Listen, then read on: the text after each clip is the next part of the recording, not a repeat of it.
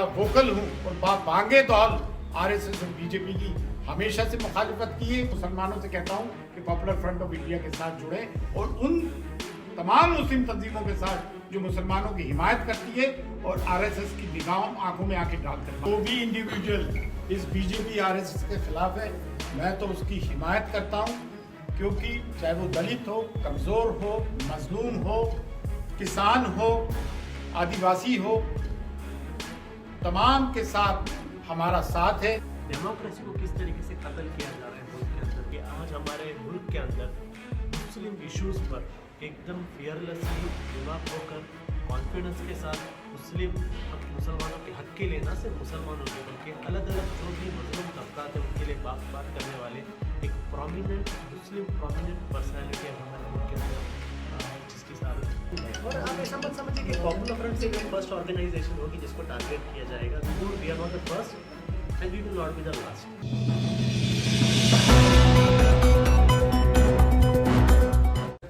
देखिए, Popular Front of India जो कि बड़ी मारूफ है, जिसको कि हमारी मीडिया ने सब में ज़्यादा पब्लिसिटी दी हुई है, नेशनल मेन स्ट्रीम ने, तो ये पॉपुलर फ्रंट ऑफ इंडिया का एक जाना माना चेहरा और नेशनल जनरल सेक्रेटरी जनाब अनीस साहब है, जो आईटी प्रोफेशनल भी हैं, और उनकी जो पॉलिटिकल विंग है एसडीपीआई, उसके आप national general secretary Mohammed Shafi साहब हैं, तस्नीम रहमानी साहब हैं, जाना पहचाना चेहरा जो इंडियन मीडिया पे आते हैं, मुस्लिम इश्यूज को उठाते हैं और एसडीपीआई के नेशनल सेक्रेटरी हैं, और उसके पास जो हैं आसिफ साहब हैं जो राजस्थान के पॉपुलर फ्रंट ऑफ इंडिया के चीफ हैं।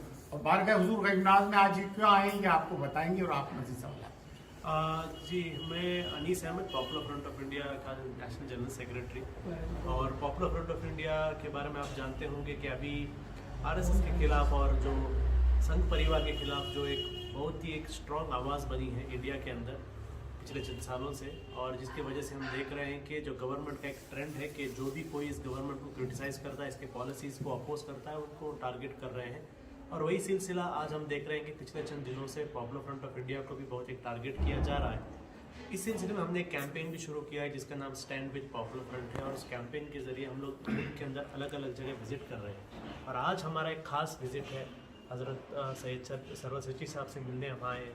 इसकी एक बहुत बड़ी वजह यह है क्योंकि आज हमारे मुल्क के अंदर मुस्लिम इश्यूज़ पर एकदम फियरलेसली विवाद होकर कॉन्फिडेंस के साथ मुसलमानों के हक के लिए, ना सिर्फ मुसलमानों के बल्कि अलग अलग जो भी मजलूम तबकात हैं उनके लिए बात करने वाले एक प्रोमिनेंट पर्सनैलिटी है हमारे मुल्क के अंदर, चिश्ती साहब है। तो आज उनसे हम मिलने के लिए आए हैं, मुल्क के अंदर जो हालात हो रहे हैं उस हालात के बारे में डिस्कस करने के लिए, और इस मुल्क के अंदर जो एक डेमोक्रेसी खतरे में। ऐसा नहीं है कि अगर कोई समझ रहा है कि मुल्क में मुसलमान खतरे में है तो मुल्क में सिर्फ मुसलमान खतरे में नहीं है, आरएसएस संघ परिवार को छोड़कर हर कोई खतरे में है। क्योंकि जो संघ परिवार का फैसिज्म का जो एक स्टाइल होता है, फैसिज्म हर किसी को अपना दुश्मन बना देता है। तो यहाँ पर जो अजमेर का जो एक सिलसिला है जिसने मुल्क के अंदर मुल्क के कंपोजिट कल्चर को अब तक बरकरार रखा है, मुल्क के अंदर एक पुलिस के कल्चर को अजमेर एक बहुत इंपॉर्टेंट सेंटर है, और साथ ही साथ इंडियन मुस्लिम्स के लिए भी और पूरे वर्ल्ड ग्लोबल मुस्लिम्स के लिए भी अजमेर एक वेरी प्रोमिनेंट एक सेंटर है।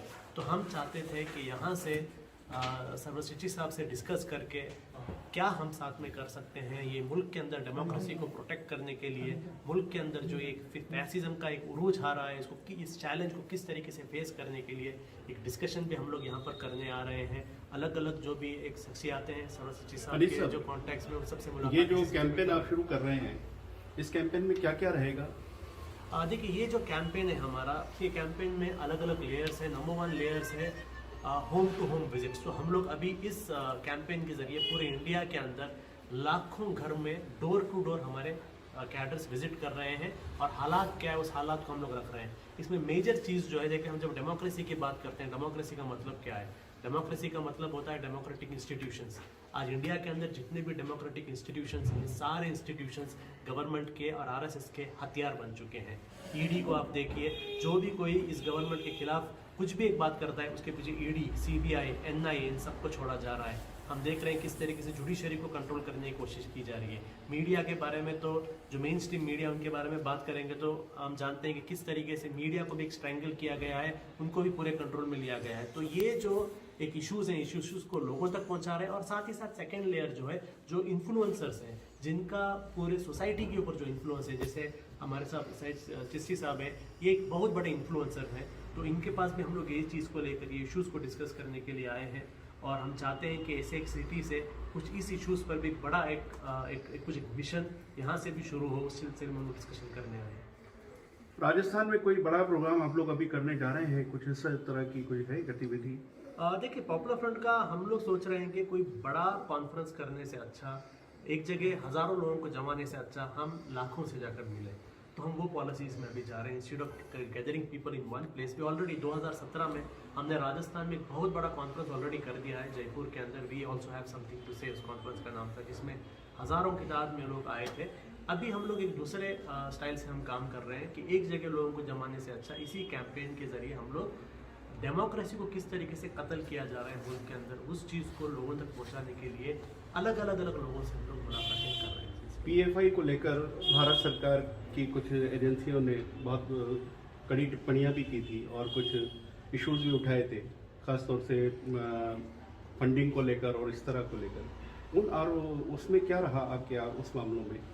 देखिए, ये पूरे आरोप आज तक है, ये सिर्फ आरोप है, इनमें से कोई भी आरोप के पीछे एक जरा बराबर की भी इसमें सच्चाई नहीं है। और हम लोग हमेशा वही कहते हैं कि आप फाइनलाइज कीजिए। कभी आरोप होता है 55 करोड़, फिर कहते हैं 100 करोड़, फिर होता है 120 करोड़। हम उनसे कहते हैं आरोप फाइनल कीजिए पहले, क्या है अगर 55 है 100, क्योंकि हमें ये पता चलना है ना पैसा किधर है। मैं जनरल सेक्रेटरी, मुझे तो पता चलना चाहिए ना पैसा किधर है। हम भी यहाँ पर कार में, हम भी चार्टर्ड फ्लाइट में आ जाते हैं, पैसे अगर हमें मिल गए तो ये इल्ज़ामात जो है, ये एक ट्रेंड है। और आप ऐसा मत समझिए कि पॉपुलर फ्रंट से एक फर्स्ट ऑर्गेनाइजेशन होगी जिसको टारगेट किया जाएगा। We are not the first and we will not be the last. हर आदमी को टारगेट किया जाएगा। और आप देख रहे हैं बड़े बड़े पॉलिटिशियन, एक्स होम मिनिस्टर रहे जैसे लोगों को इस ईडी ने 17 दिन अपने ऑफिस में सुलाया है। तो we are not only organisation that's being targeted. Anyone जो इस फैसिज्म के खिलाफ बात करेगा उसको टारगेट किया जाएगा। अब हम हैं, आप देखिए फार्मर्स ने क्या किया है किसको, लेकिन उन फार्मर्स को जो ठंड में मर रहे हैं वहाँ पर, ऐसी एक एरोगेंट सरकार है कि उनकी बात मानने के लिए रेडी नहीं है, समझे। तो आप समझ लीजिए इस बात को, हर पॉलिसी को कोई भी अपोज करेगा। अगर आप शहर में रहोगे तो आप अर्बन नक्सल हो जाओगे, अगर आप मुसलमान हो तो आप टेररिस्ट हो जाओगे, अगर आप सिख हो तो खालिस्तानी हो जाएंगे, अगर आप ट्राइबल हो तो आप नक्सल हो जाओगे। ये पॉलिसी में लोग चाह रहे हैं।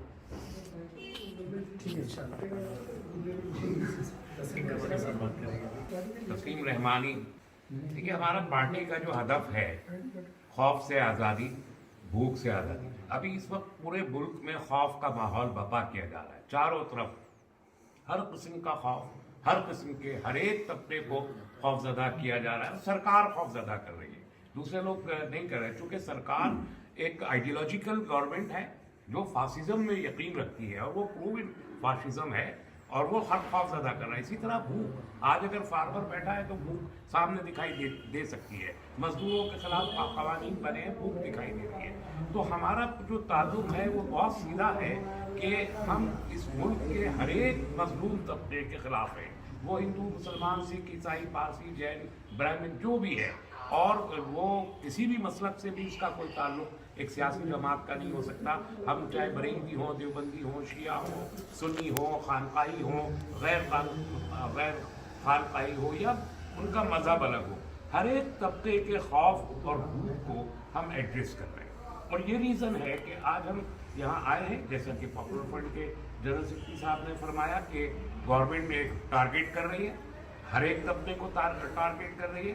तो यहाँ जहाँ जिस शहर में हम आए हैं, इस शहर की अहमियत ये है कि 800 साल की एक लीगेसी है दरगाह अजमेर शरीफ की, ख्वाजा मोइनुद्दीन चिश्ती रहमतुल्लाह अलैह की, जिन्होंने इस मुल्क में, जिसे आज हम कॉस्मोपॉलिटन कल्चर कहते हैं या कंपोजिट कल्चर कहते हैं, उसके बानियान में से ख्वाजा मोइनुद्दीन चिश्ती रहमतुल्लाह अलैह, जिन्होंने हर गरीब अमीर को एक नज़र से देख के और मोहब्बत और अमन का पैगाम दे के भारत को भारत बनाया, हिंदुस्तान को जन्नत निशान बनाया, उनका नाम है ख्वाजा मोइनुद्दीन चिश्ती रहमतुल्लाह अलैह। आज उनकी दरगाह पर, उनके आस्थाने पर हाजिरी देने आए हैं और हम शुक्रगुजार हैं सैयद सरवर चिश्ती साहब, जो कि आप बहुत जुर्रत के साथ इस मुल्क में बात करते हैं मजलूमों के हक में, जालिम के खिलाफ। उनकी लीगेसी है ख्वाजा मोइनुद्दीन चिश्ती रहमतुल्लाह अलैह की भी यही विरासत है कि उन्होंने जुल्म के खिलाफ आवाज़ बुलंद की और मजलूम के सिर पे हाथ रख के यहाँ अजमेर के कितने मजलूमों के पूरी वो 8 साल की तारीख में जाना नहीं चाहता, लेकिन मैं याद करना चाहता हूँ आज इस तारीख को कि आपने किस तरीके से ख्वाजा साहब ने यहाँ अजमेर से जो पैगाम जनरेट किया वो न सिर्फ पूरे मुल्क में बल्कि बर्र-ए-सग़ीर और आज सारी दुनिया में। मैं कहीं जाकर कहता हूँ कि मैं भारत से आया हूँ, दुनिया के किसी मुल्क में, तो मुझसे पूछा जाता है अच्छा आप ख्वाजा मोइनुद्दीन के वतन से आए हैं। ये फ़ख्र है भारत के मुसलमानों का, और जिसके एक वारिस और एक अमीन सरवर चिश्ती साहब हैं।